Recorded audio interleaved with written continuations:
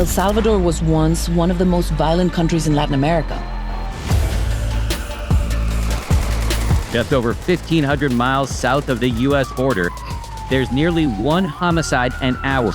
The country was once the murder capital of the world. For decades, rival gangs ruled the streets of El Salvador. You used to find head on the floor. People decapitator on the street. So many friends, I lost it. They killed them. Next was me. President Nayib Bukele is celebrating the massive prison's opening, a cornerstone of his war on gangs. In less than a year, it cut its murder rate in half. Por lo tanto, reo que entre a este set no va a volver a salir. Y eso es garantizado para la población salvadoreña tal cual como. Welcome to CECOT, a prison so massive it makes San Quentin look like a quaint bed and breakfast. Covering over 410 acres of land and with the capacity to hold 40,000 inmates, it's one of the largest penitentiaries in the world. A concrete jungle designed to contain the uncontainable. Since its opening in early 2023, over 14,000 inmates have already been processed here, accumulating over 90 million human hours behind bars. Prisoners here aren't allowed phone calls, books, or any time outdoors. They sleep on metallic bunks, crammed together in groups of 80, and are carefully surveilled day and night by armed guards. It's a living hell with the lights on 24/7. Room with a view? More like a cell with no escape. Survival here isn't just about dodging danger. It's about enduring a system engineered to break you mentally and physically. Hundreds of inmates, barefoot and stripped down to white shorts, scurry into El Salvador's new mega prison, ordered to crouch down on the ground one after another. Nicknamed the Alcatraz of Central America, this vast fortress holds the worst of the worst, including dangerous gang members from MS-13 and Barrio 18, known for their notoriously high kill counts. We murdered a lot of people. We gotta do what we gotta do to survive, and that's the life of a gangbanger. But it also holds many who relatives believe have been wrongfully accused. There is no database, public access, or legal grounds to confirm who is actually being held there. Relatives of those detained have been desperately trying to find out what's happened to them. So, how did this colossal institution come to be? What horrific event inspired the construction of CECOT? Why is the prison under fire for human rights violations? And what makes this prison so high-tech and inescapable?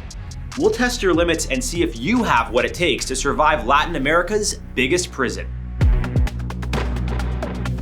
CECOT, officially known as Centro de Confinamiento del Terrorismo, that's a mouthful, or the Terrorism Confinement Center, didn't appear overnight. It rose from the ashes of a nation terrorized by rampant gang violence. In El Salvador, gang warfare isn't just a crime problem. It's a crisis that has driven tens of thousands to flee their homeland in search of safety.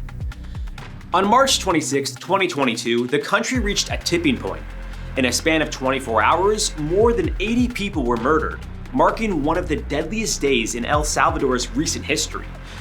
This wasn't an isolated incident either. It was the culmination of escalating violence that had been gripping the nation. With some of the highest murder rates in the world and overcrowded prisons like Zacatecoluca, El Salvador was once known as one of the most dangerous countries. In March 2022, President Nayib Bukele, a leader with an approval rating soaring above 80%, decided enough was enough. He declared a state of emergency, leading to the arrest of at least 81,000 people in one fell swoop.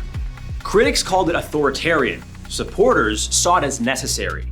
We literally doubled the army to fight crime. We equipped them, vehicles, drones, basic things that an operation of that magnitude would need. And then we went after them. On top of this, he denied basic constitutional rights like the freedom of assembly and the right to legal defense. This has allowed the Salvadoran government to hold and detain suspected criminals for up to 15 days, instead of the usual 72 hours. And if they are charged, they could spend months in detention before facing trial. Since the implementation of these stricter policies, it is estimated more than 3,000 children with suspected gang affiliations have been arrested and detained without a warrant. Disculpe, ¿a dónde llevan al muchacho? ¿Y qué hizo? ¿Pero qué hiciste, chico? ¿Ah? Bukele is a controversial figure both at home and abroad. De la Asamblea Legislativa. No quieren ni siquiera aprobar dinero que no es de ellos. In February 2020, he deployed armed soldiers into El Salvador's Legislative Assembly to pressure lawmakers into approving a $109 million loan for his security plan. Armed police and soldiers with rifles and wearing body armor entered the chamber and stood guard, a move not seen since the end of the country's civil war in 1992. Well, that's one way to say please and thank you with a few extra firearms. Other reports allege that Bukele's administration had secret negotiations with gangs to reduce homicide rates in exchange for prison privileges and other rewards.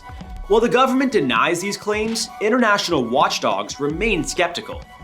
With constitutional rights treated like optional guidelines, the blueprint for CECOT was drawn, a mega prison designed to house the country's most dangerous individuals. Constructed at an estimated $100 million, though the true costs remain cloaked in secrecy by Salvadoran authorities, and forged from over 800,000 cubic feet of concrete with 1,322 US tons of steel, CECOT isn't just the largest prison by capacity. It's a fortress meant to send a clear message to the gangs that have terrorized El Salvador. Your reign ends here. If survival is important to you and you work from home like me, you might be surprised how easy it is to have your home broken into. That's why I recommend using this amazing device from today's video sponsor, Doorricade. Doorricade is the only battering ram resistant door barricade for inward opening front doors. It works so well that even the Department of Defense uses it. It also turns any bedroom into a safe room, adding even more peace of mind and security if you're home alone. Man, this is a game changer for serious home security. It's tamper-proof from the outside and incredibly sturdy. By placing it between the door and the jamb, you can reach the wall stud on both sides of the door with 3-inch screws, adding solid protection. Essentially, the entire wall is supporting this bar, making it the only true battering ram level resistant door security. It's easy to install, built to last, and even comes with a lifetime warranty. If you'd like to try one yourself, check out the link in the description below. Now back to the show. Welcome to your first day at CECOT and the last day of your human rights. As you arrive, the intake process is exhaustive. You're stripped of personal belongings and subjected to the usual fingerprinting, along with retinal and facial recognition scans. If they could scan your thoughts, they probably would. New inmates are often forced to march into the facility shackled and barefoot, with heads shaved, as a form of immediate dehumanization. As you walk through the facility, you're always under watch.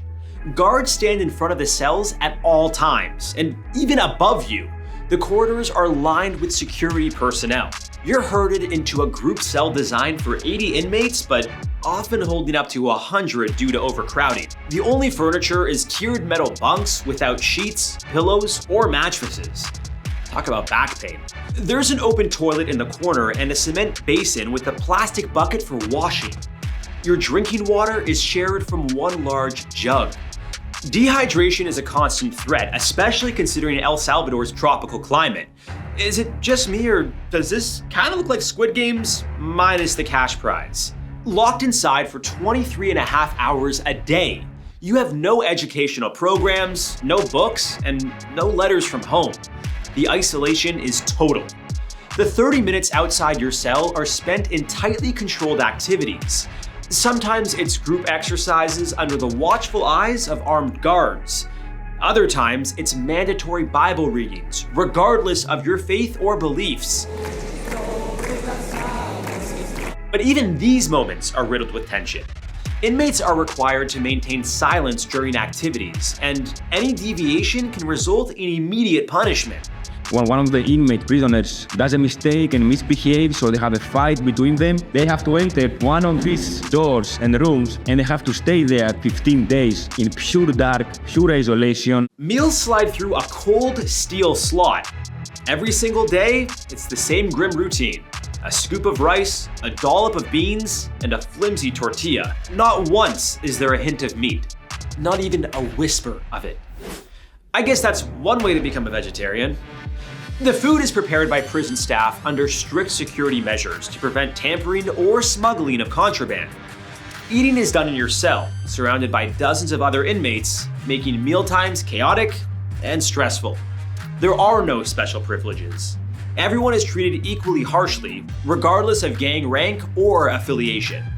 The lights remain on 24/7, disrupting your circadian rhythm, your body's natural day and night cycle, leading to sleep deprivation. Studies have shown that constant exposure to artificial light can cause anxiety, depression, and even hallucinations over time. Great, insomnia and hallucinations, just what everyone needs in a room full of gangsters. Family visits are non-existent. The policy is absolute. No contact with the outside world. Some families have tried to send letters or appeal for visitation rights, but their requests are denied without exception. Attempts to smuggle messages or items into CECOT are met with severe punishment for both the inmate and the outside party.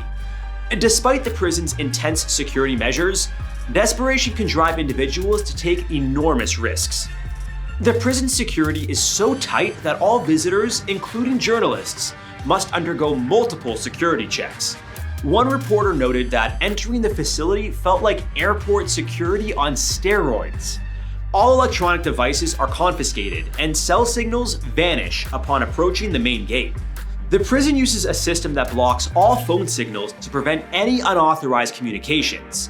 But despite such tight security, violence within the walls could still happen, especially when you're cooped up with pretty much the entirety of El Salvador's deadliest gang members. Speaking of members, we'd love your help to reach 2 million subscribers. And hit that like button if you're enjoying the show. So, how do you survive in a place designed to erase your identity? First rule, know the power dynamics. The prison is dominated by two major gangs, MS-13 and Barrio 18. These rivals have a long history of violence against each other, both inside and outside prison walls. MS-13, also known as Mara Salvatrucha, originated in Los Angeles in the 1980s and is known for its brutal tactics and international reach. Barrio 18, or 18th Street Gang, is equally feared and has its own complex hierarchy and codes. In CECOT, gang affiliation can mean the difference between protection and peril. Inmates are often segregated by gang to prevent violent clashes, but tensions run high. Knowing their codes, tattoos, and symbols is crucial. Certain hand signs, slang, and ways of dressing can indicate gang affiliation.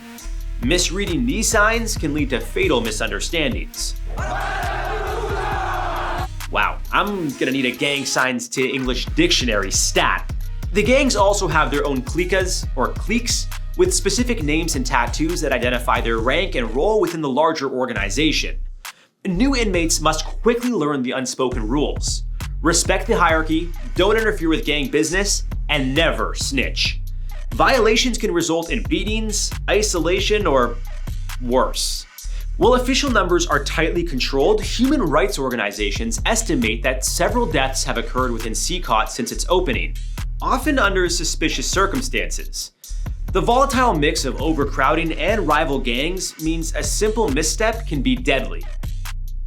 In CECOT, respecting the prison guards isn't just a necessity, it's essential for survival.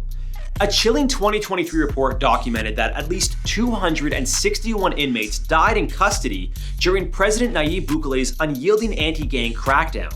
Some of these deaths were attributed to torture and the deliberate denial of medicine and food. In one grim example, inmates who misbehaved were reportedly forced to stand for hours, sometimes days, without sleep, a form of punishment that could lead to serious physical and mental health issues. As for the prison itself, escape is virtually impossible. The facility is secured by over 600 guards and police officers, with support from military units. The perimeter is fortified with electric fences stretching over 7.5 miles and monitored by 19 watchtowers equipped with motion sensors and thermal imaging cameras. Advanced surveillance systems track every movement within the prison. Facial recognition cameras are installed throughout. Every vehicle entering the grounds undergoes a rigorous inspection. Identities are verified multiple times through biometric scanners. Supplies are delivered under armed escort, and the staff are subject to random searches. Even the guards live on site for 5 days at a time, sleeping in quarters within the prison to ensure a constant security presence. They undergo intensive training and are equipped with non-lethal weapons that fire rubber bullets. This place makes escaping from Alcatraz look like child's play. But all this raises a question. At what point does strict become inhumane? Human rights organizations have condemned CECOT for its harsh conditions. Amnesty International and Human Rights Watch have called for investigations into allegations of torture, overcrowding, and denial of due process. Importa lo que digan los organismos internacionales, que vengan a proteger a nuestra gente. Since the 2022 state of emergency order, over 70,000 people have been arrested, including individuals with no gang affiliations. Critics argue that mass arrests without proper legal procedures violate fundamental human rights. While the US is struggling with issues in its own prison system like overcrowding, they pale in comparison to CECOT's severe practices. Lawyer and human rights defender Juan Carlos Sanchez from the Due Process of Law Foundation warns that inmates may emerge from their time at CECOT physically and mentally broken, fueling a cycle of violence rather than ending it. Another Juan Carlos, this one a former inmate, found himself trapped behind those unyielding walls for 5 months without cause. He says the poor conditions led to an infection in his leg. He said he was lumped in and assumed to be part of a gang. And he said in part because of how he looked, he had long hair. He said he had a long beard. And he says he has tattoos, but he points out that for him, these are just artistic expressions. They have nothing to do with being part of a gang. Yet, many Salvadorans feel safer. According to government-kept records, homicide rates have dropped dramatically, from 6,656 murders in 2015 to only 154 in 2023. Once known as the most dangerous country in the world, El Salvador now ranks among the safest countries in the Western Hemisphere. The streets that were once controlled by gangs are now patrolled by police and military. Businesses are reopening, and citizens who once fled the country are returning. In addition to this, migration from El Salvador to the US has decreased by 50% since 2020, as people feel safer staying in their homeland. I was robbed from the opportunity of living in my country, and now you can walk the streets safely. It's been amazing. I mean, there's been so much change. Families that once lived in fear are now reclaiming their neighborhoods, and some expats are returning to invest in the local economy. But at what cost? The ethical dilemma is as massive as the prison itself. CECOT stands as a paradox, a fortress built to incarcerate the worst of the worst.